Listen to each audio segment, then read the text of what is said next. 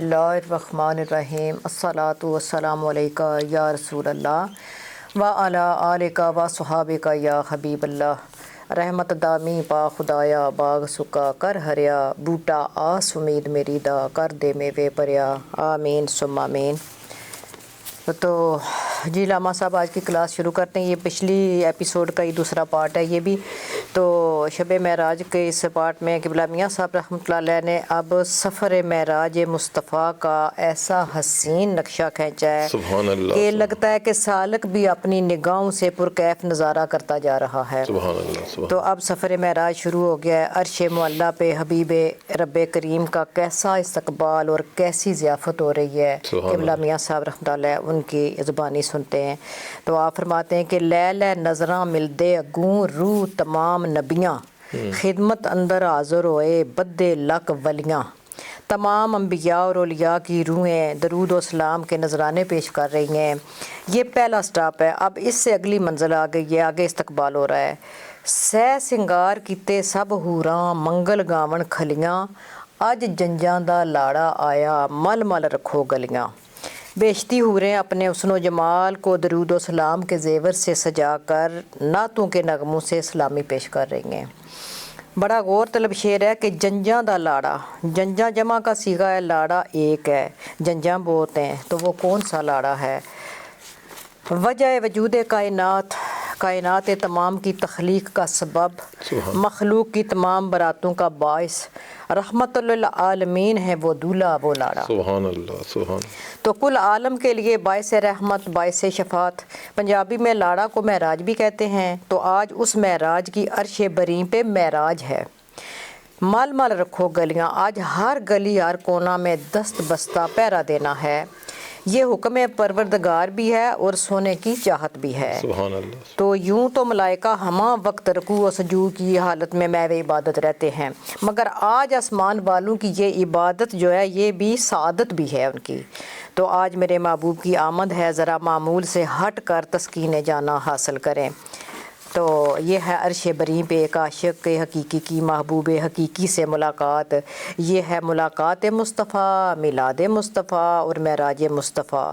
جیسے سچے عاشق لطف آئے گا اب آگے جا کے کہ اب محب اور حقیقی کا زیور اور سنگار کیسا تھا، سنتے ہیں قبلہ میاں صاحب کی زبانی سبحان اللہ۔ کہ آپ فرماتے ہیں کہ اسرا دا سرگشت سرے تے افسر سی لولا کی، طٰہٰ تے یاسین پھلاندا سیرا شرم تے پاکی۔ سبحان اللہ۔ اب آپ کے حسن و جمال کمال کا محور کیا تھا؟ طٰہٰ تے یاسین کے پھولوں سے گندا ہوا طہارت و حیا کا سیرا تھا۔ سونی چانڈ معمبر سر تے چمکے نور دخانوں، سرما سی مازاگ اکھیں وچ گل تعویذ قرآنوں۔ محبوب رب کریم کے حسن و جمال کا کیسا عکس پیش کیا ہے، سبحان اللہ۔ ایک ایک سخن مبارک میں قبلہ میاں صاحب رحمۃ اللہ علیہ نے آپ صلی اللہ علیہ وسلم کے مجموعہ اوصاف کو پورا قرآن قرار دے دیا ہے۔ تو آگے فرماتے ہیں کہ سونی چانڈ مبارک سر تے چمکے نور دخانوں، یعنی سر مبارک پہ خوبصورت خوشبودار معطر زلفیں نور الہی سے چمک رہی تھیں۔ سرما سی مازاگ اکھیں وچ، اس مازاگ کے سرما کی ایسی بصارت تھی کہ وہ آنکھ نہ کسی طرف مائل ہوئی نہ حد سے بڑی، بس جس کو تکنا تھا اس نور پہ جمی رہیں۔ نعت درود صلاۃ سلاماں چھٹیاں چلن قطاراں، صلی اللہ علیہ وسلم کرن نقیب پکاراں۔ درود و سلام کی صدائیں بلند ہو رہی تھیں، نقیب منادی اعلان کر رہے تھے، شہنشاہ دو عالم کی سواری آ رہی ہے، بسد ادب احترام سب الرٹ ہو جائیں، چھوڑ اسماناں زمیاں تائیں سرور گیا اگیرے، جتھے وہی نہ بنج سکدا ہٹ بیٹھا کر ڈیرے۔ جبرائیل علیہ السلام جیسا مقرب فرشتہ بھی نہیں جا سکتا تھا۔ جب جبرائیل وہاں رک گئے تو آپ صلی اللہ علیہ وسلم فرماتے ہیں کہ سرور نے فرمایا اسنوں جے تو ساتھی میرا، چل اگیرے نال اساڈے کیوں بیٹھو مل ڈیرا۔ تو آپ نے فرمایا اے جبرائیل کیا ہوا کیوں رک گئے؟ کیتی عرض فرشتے اگوں کون اسیں بیچارے، جے ہک گٹھ گیرے ہو ہاں سڑ جاندے پر سارے۔ تو جبرائیل علیہ السلام نے عرض کی کہ یا رسول اللہ صلی اللہ علیہ وسلم ہماری کیا ہستی، ہم ملائکہ اس مقام سے بالشت برابر بھی آگے بڑھے تو ہمارے سارے پر سڑ جاتے ہیں۔ تو جتھے قدم تو ساڈا اتھے اور نہیں کوئی پجدا، سبحان اللہ۔ اے کمال جلال محمد تو ہے سجدہ، یہ مقام و مرتبہ رب تعالیٰ نے کسی اور کو نہیں عطا فرمایا۔ سبحان اللہ۔ یہ آپ ہی کی شان ہے۔ آگے فرماتے سب کسے تھیں گئے اگیرے چاچا پردے نوری، واہ سبحان اللہ، ادنا پایا شان حضوری، سبحان اللہ سبحان اللہ۔ سفر جاری تھا نوری پردوں کے حجابات ہٹ دے گئے، اب حریم ذات کے قریب تشریف لے گئے تو پھر رب تعالیٰ کی حضوری میں کعبہ قوسین و ادنا کا قرب اور مقام حاصل ہو گیا۔ تو آپ شب معراج عالم مکان کے سب سے اونچے کنارے پر تھے۔ انتہائے قرب میں جلوہ حق اور حبیب مکرم میں صرف 2 کمانوں کی مقدار کا فاصلہ تھا۔ یہ توحید اور رسالت میں فرق تھا۔ تو جانی نال ملے دل جانی وتھ نہ رہیا ذرہ، تحفے خلت تحفے ہدیے دے لے کے آئے پھر مقررہ، جانی نال ملے دل جانی وتھ نہ رہیا ذرا، خلت تحفے ہدیے لے کے آئے پھر مقررہ۔ اب مقررہ فرشتے کیسے کیسے ہدیے اور تحفے لے کر آئے اور کیسے کیسے نظارے ہوئے، کیسی کیسی عنایات کی برسات ہوئی۔ تو ثمر معراج کیا تھا، تو محترم علامہ صاحب ہمیں آپ اب روشناس کرائیں گے۔ بسم اللہ الرحمن الرحیم۔ نبی اکرم صلی اللہ علیہ وسلم کے عظیم الشان معجزہ کے حوالہ سے عارف باللہ حضور میاں محمد بخش رحمہ اللہ تعالیٰ نے بڑی خوبصورتی کے ساتھ اس سفر کی جزیات کو اور سفر کے لوازمات کو اور سفر کی کیف انگیز گھڑیوں کو اپنے اشعار کے قالب میں ڈھالا ہے۔ اللہ تبارک و تعالیٰ ان اشعار کو ہمیں سمجھنے کی توفیق عطا فرمائے۔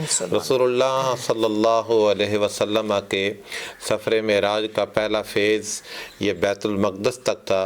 اس سے آگے دوسرا فیز شروع ہوتا ہے، اور دوسرے فیز کے موقع پر حضور علیہ الصلوۃ والسلام فرماتے ہیں ثم عرج الی السماء، پھر مجھے آسمان کی طرف اٹھایا گیا، فاستفتح لہ جبریل، جبریل نے دروازے پر دستک دی، اندر سے آواز آئی من انت، آپ کون ہیں؟ تو کہا انا جبریل، میں جبریل ہوں، لیکن دروازہ نہیں کھلا۔ کہا من معک، آپ کے ساتھ کون ہے؟ تو کہا مائی محمد، میرے ساتھ محمد عربی ہیں۔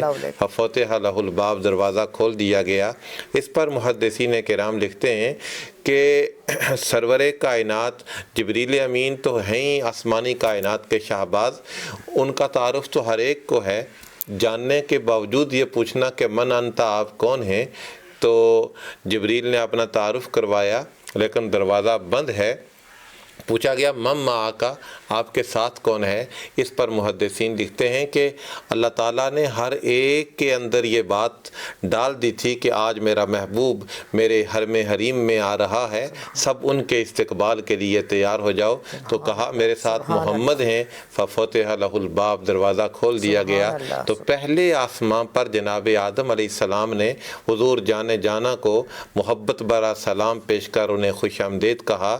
دوسرے آسمان پر جناب عیسیٰ علیہ السلام اور جناب یحییٰ علیہ السلام، تیسرے آسمان پر جناب ادریس علیہ السلام، چوتھے آسمان پر جناب یوسف علیہ السلام، پانچویں آسمان پر جناب ہارون علیہ السلام، چھٹے آسمان پر جناب موسیٰ علیہ السلام، اور ساتویں آسمان پر جناب ابراہیم علیہ السلام۔ سب نے حضور جانا کی خدمت میں سلاموں کے تحفے پیش کیے۔ اور قرآن حکیم کہتا ہے جب حضور آگے تشریف لے گئے تو قرآن نے کہا اذ یغشی السدرۃ ما یغشی، اللہ تعالیٰ نے فرمایا فرشتوں کو، عالم ارواح کی ہر چیز کو کہ تم میرا ذکر کرتے ہو، آج اپنی ڈیوٹیاں بدل لو، میرا محبوب آج میری بارگاہ میں آ رہا ہے، سب اس سدرہ کے مقام پر آ جاؤ، میرا محبوب گزرے گا تو محبوب کی زیارت بھی کرنا اور اس کی خدمت میں سلام کے تحفے بھی پیش کرنا۔ پھر سدرہ سے آگے جب حضور جانے لگے تو جناب جبریل امین جو آسمانی کائنات کے شہباز ہیں، انہوں نے سرنڈر کر دی، انہوں نے کہا کہ لو دنوت ان ملتن لاخترقت، لو جاوزت ان ملا لاخترقت، اگر میں ایک لمحہ کے لیے آگے جاؤں تو میرے پر جل کر خاکستر ہو جائیں، اگر یکسر موئے برتر پرم فروغ تجلا بسوزت پرم۔ حضور میاں صاحب نے بھی اشارہ کیا کیتی عرض فرشتے کون اسی بے چارے جے ایک گٹھ اگیرے ہواں جل جاندے نے پر سارے، تو یہ سارے پر جل کر خاکستر ہو جائیں گے۔ جبریل اس مقام پر رک گئے، اور رسول اللہ صلی اللہ علیہ وسلم وہاں سے آگے تشریف لے کر گئے۔ اب سوال پیدا ہوتا ہے کہ جبریل اس مقام پر کیوں رکے، ان کے رکنے کی وجہ کیا تھی، ان کے رکنے کی حکمت کیا تھی، ان کے رکنے کا سبب کیا تھا؟ تو اس پر محدثین کی گفتگو ہے۔ محدثین کہتے ہیں کہ سدرۃ المنتہا اللہ تعالیٰ نے بارڈر بنائی ہے۔ منتہا عربی میں بارڈر کو کہتے ہیں، جائے انتہا کو۔